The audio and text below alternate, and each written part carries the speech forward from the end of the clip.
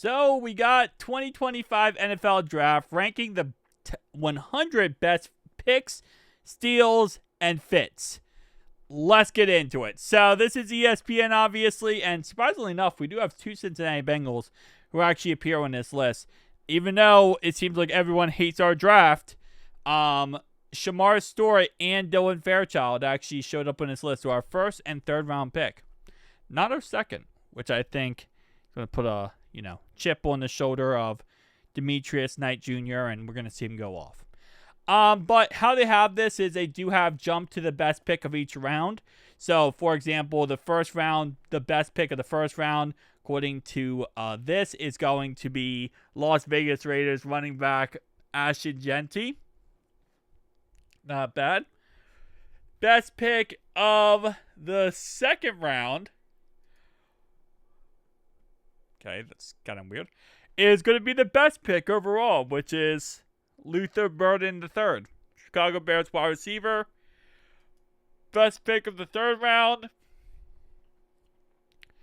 Going to be Landon Jackson, edge rusher, picked number 22 ranking wise. Third round pick, 72 overall pick. The best pick of the fourth round. Let me go a little bit higher up on this list here. Best pick of the fourth round is going to be Ty Robinson, D tackle for the Philadelphia Eagles. It's actually a guy I wanted on the Cincinnati Bengals. So, Eagles obviously took him. Best fifth round pick, according to ESPN, is going to be a top 10 pick overall wise, and that is Shedeur Sanders, which, to be honest, given for a fifth round pick is actually kind of a steal. Because if he doesn't work out, then you only lost a fifth round pick. D tackle for the Raiders is the best sixth round pick. And then the best seventh round pick is actually going to be the Chiefs pick, which I believe is right here. Brashard Smith, Kansas City Chiefs pick round 7 to 28 is the best pick overall wise. So let's break these down one by one. So you can see right here, it does say my final overall ranking is 13. This is actually for the top 600 prospects rankings. So they're saying that Luther Burden was the best pick in the draft. Second round pick 39. Will Johnson was the second best pick. And again, as long as he stays healthy, he will be a great. Ashton Jeanty, Jahad Campbell, Jalen Walker. Travis Hunter being number 6 is kind of interesting. I still think the Brownies, again, I don't know how Shedeur Sanders works out, but them trading back with the whole Mason Graham situation, I think was an absolute genius move on their part. Colson Loveland, Abdul Carter. Starks being number 9. We could have been number 9 if we would have taken Starks. I still love Shamar Story, but you already know I wanted Starks more than anything. Shedeur Sanders, number 10. Interesting. Okay. Again, for value to pick ratio, that is a top 10 pick. For like fifth round, potentially a starting quarterback for your foreseeable future. Let's take the quarterback out of the picture. Let's take the, whole controversy with Deion Sanders' kid out of the picture. Just player-wise, that's actually not bad at all. If in the fifth round you can get a quarterback that you feel comfortable with starting, that's a really good pick. We could have also got Nick, by the way.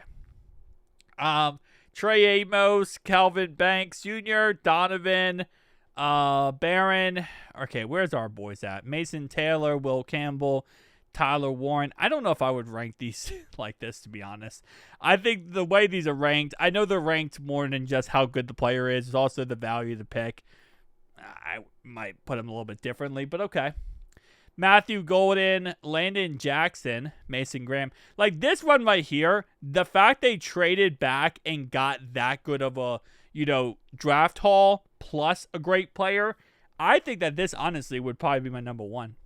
Mason Graham pick would be my number 1 pick. They added a first round pick next year and traded back and got a guy they could have taken at 2. So I would probably say that would be my number 1 pick. But where's our boys at? So our boys are at 39. So top 40 picks. That was also a really good pick, to be honest, Walter Nolan. All right, so they put us here. Shamar started in the pre-draft process. Starred in the pre-draft process, acing the combine and showing his explosive ability in testing. The Bengals were intrigued enough to make a small reach in terms of value, but Stewart's upside is as high as any player in the class.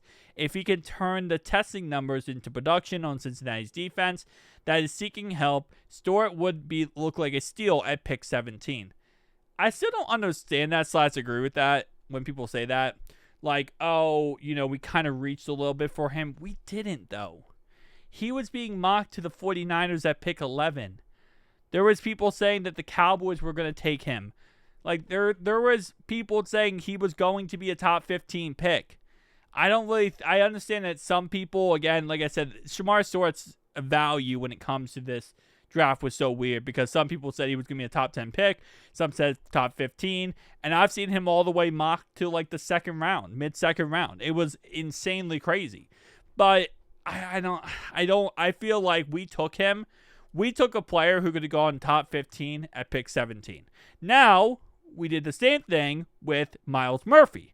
If you remember, Myles Murphy wasn't supposed to be on the board when we picked. But we ended up taking him because he had injury concerns, which let him drop. And we ended up getting him a little bit later because of injury concerns. Obviously, so far, that has not worked out as well. Our second player on this board is going to be at pick 63, which is a little bit down the line here. So, pick 63 is Dylan Fairchild. Fairchild was one of my favorite interior prospects despite being banged up throughout last season. The Bengals' interior offensive line is in enough flux that I rank guards as their number 5 need. Is it enough flux? Huh? Okay, hold up. I'm not understanding this word. Because you were saying guard is our number 5 need. Okay. Flux is the action or process of flowing or flowing out. Gotcha. It's a abnormal discharge of blood or other matters from within the body. Okay, so I don't think that is what this means. What I'll say about this is protecting Joe Burrow is number 1. Protecting Joe Burrow was number 1 going into this draft. We didn't sign any offensive guards going into this draft. We lost Kappa. We needed offensive guards. Offensive guards was not number 5 on our team needs. They were number 1. Defense is important, yes, but you need to win in the trenches. You need offensive line and defensive line. We didn't have offensive line. Our number 1 need going into this draft was offensive guard. Then you could say it's linebacker, edge rusher, safety, you name it. But we needed guards. So I disagree with this. Whatever. Tell me down below your thoughts and opinions. Shout out to this pick thingy here. Will Howard, number 76. Nice. Ooh, they got that linebacker guy. Chris Paul Jr. Nice. Guys, tell me down below your thoughts and opinions. I will see you guys in the next one.